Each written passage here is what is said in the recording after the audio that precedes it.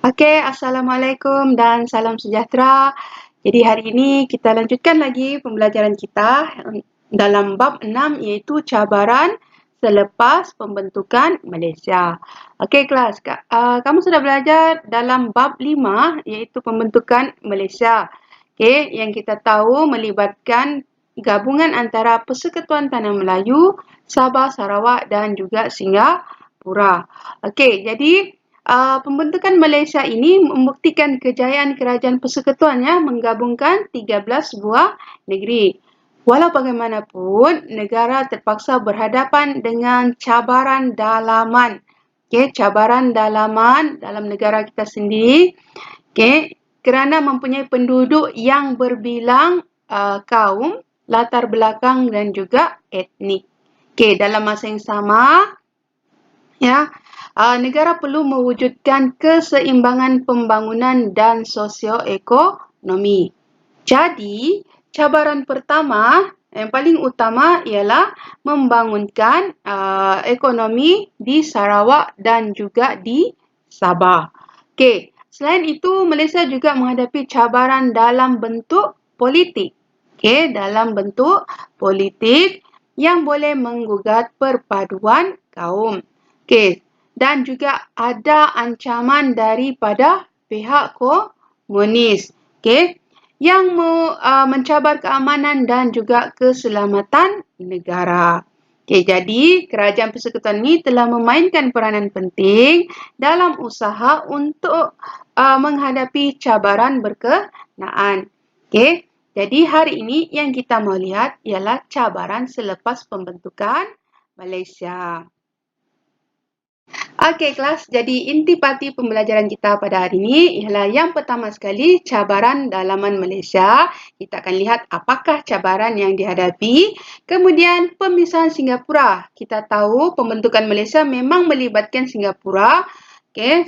Persekutuan Tanah Melayu, Sabah, Sarawak dan juga Singapura, kan? Tapi kita akan lihat bagaimana Singapura itu akan terpisah dari Malaysia.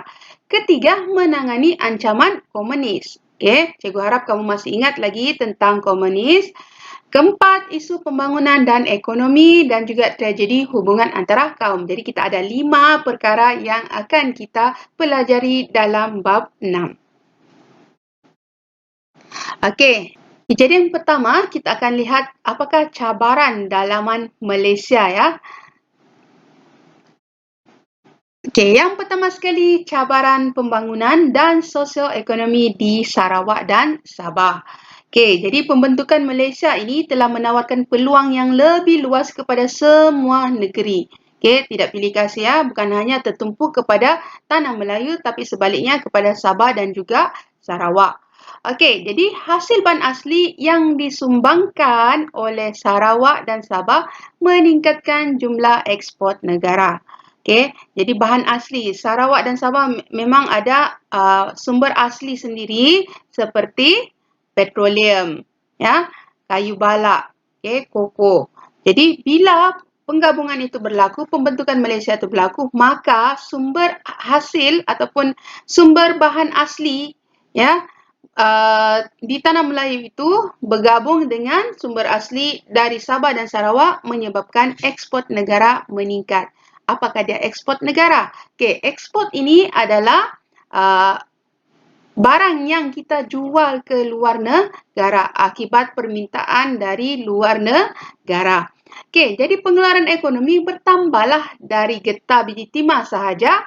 Kalau sebelum ini Persekutuan Tanah Melayu hanya getah dan juga biji timah, maka selepas pembentukan Malaysia, pengeluaran ekonomi itu bertambah kepada lada hitam, petroleum, minyak kelapa sawit, kayu balak dan juga koko. Jadi negara ni menghadapi cabaran mahu menyeimbangkan pembangunan ekonomi di kedua-dua buah negeri tersebut, iaitu merujuk kepada Sarawak dan Sabah. Oleh itu, kita sambung lagi Oleh itu, kerajaan persekutuan cuba mempelbagaikan kegiatan ekonomi. Okey, Sarawak dan Sabah ni dia mempunyai kekayaan hasil bumi tapi rakyat masih lagi menjalankan kegiatan sara diri. Okey, tahu kan sara diri itu apa? Okey, kegiatan sara diri maksudnya menanam padi untuk kegunaan sendiri. Okey, menanam jagung untuk dimakan sendiri dan bukannya dikomersialkan ataupun dijual. Okey, jadi kerajaan ni cuba mempelbagaikan pertanian komersial seperti kelapa sawit, getah dan koko. Dijual ya. Komersial itu maksudnya didagangkan ya, supaya penduduk mempunyai pendapatan, sumber pendapatan dan tidaklah hanya tertumpu kepada kegiatan sara diri. Okey. Selain itu, kerajaan juga membuka peluang kepada penduduk menyertai kegiatan ekonomi berkaitan dengan petroleum. Jadi, kita tahu Sarawak memang pengeluar petroleum utama negara kita. Ya, iaitu terletak di Miri. Okey, kalau kamu lihat dalam gambar ini, ya, gambar di sebelah ini, okey, sebelah itu, okey, kita boleh nampak apa ni? Kamu kenal atau tidak? Itulah dia biji lada hitam. Okey, lada hitam. Okey, yang seterusnya ialah memajukan sistem perhubungan dan pengangkutan. Okey, jadi kita sedia maklum bahawa saiz negeri yang besar bagi Sarawak dan Sabah ini menjadi satu cabaran dalam bidang perhubungan dan juga pengangkutan. Okey, jadi kedua negeri ini masih bergantung kepada sistem pengangkutan air, ya, iaitu sungai dan laut bagi tujuan perhubungan. Okey, kamu boleh lihat dalam gambar ini pun, okay, walaupun kita sudah merdeka, masih lagi menggunakan sistem pengangkutan air. Okey, jadi kerajaan ni cuba membina sistem perhubungan dan pengangkutan terutamanya kepada penduduk di kawasan pedalaman. Okey. Dan Sarawak Sabah ni pula juga dimasukkan dalam rancangan Malaysia pertama bermula pada tahun 1966. Okey, kemudian kita tengok lagi memajukan sistem pendidikan. Okey. Antara cabaran yang paling utama ialah sistem pendidikan. Jadi kebanyakan sekolah yang wujud pada zaman British ni ialah sekolah vernakular Inggeris dan Cina terletak di kawasan bandar. Jadi penduduk di kawasan pedalaman tidak mendapat peluang secukupnya untuk bersekolah. Okay, hanya tertumpu kepada sekolah-sekolah pondok. Oleh itu, usaha ditumpukan untuk membina sekolah dan melatih tenaga guru bagi memberikan pendidikan kepada penduduk, khususnya kepada kaum bumi putera. Okey, kelas. Seterusnya ialah cabaran yang kedua. Ya. Cabaran yang kedua yang dihadapi oleh Malaysia selepas pembentukan Malaysia. Okey, iaitu cabaran politik di Sarawak. Okey, krisis perlembagaan berlaku di Sarawak pada bulan Jun 1966 apabila 21 orang Kaunsil Negeri tidak berpuas hati dengan kepimpinan Stephen Kalong Ningkan, iaitu Ketua Menteri Sarawak yang pertama.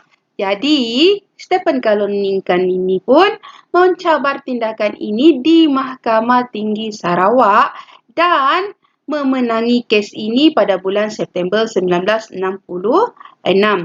Okey, kemudian beliau meneruskan ataupun kembali menjadi ketua menteri, namun beliau tidak mendapat ataupun beliau ni mendapat undi tidak percaya daripada Kaunsil Negeri.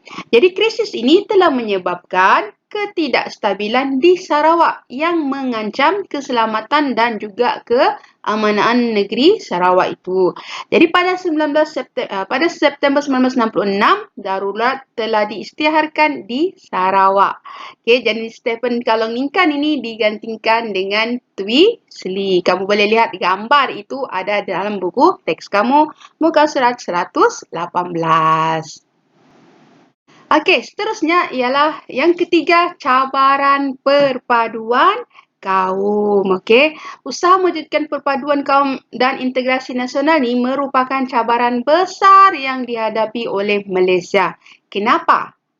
Kenapa perpaduan kaum itu menjadi cabaran besar? Okey, sebab wujudnya kepelbagaian kaum di Malaysia. Okey, antaranya ialah Melayu, Cina, India, Melanau, Iban, Bidayu, Kadazan Dusun, Murut dan Bajau. Okey, jadi perpaduan ini merupakan agenda utama bagi pengurusan masyarakat dan pemerintahan negara. Selain itu, jarak Semenanjung Tanah Melayu, kita tahu juga kan jarak Semenanjung dengan tempat kita ni Sabah dan juga Sarawak, okey, yang jauh jarak yang jauh itu menyebabkan cabaran kepada integrasi nasional serta sukar memupuk semangat satu negara. Okey.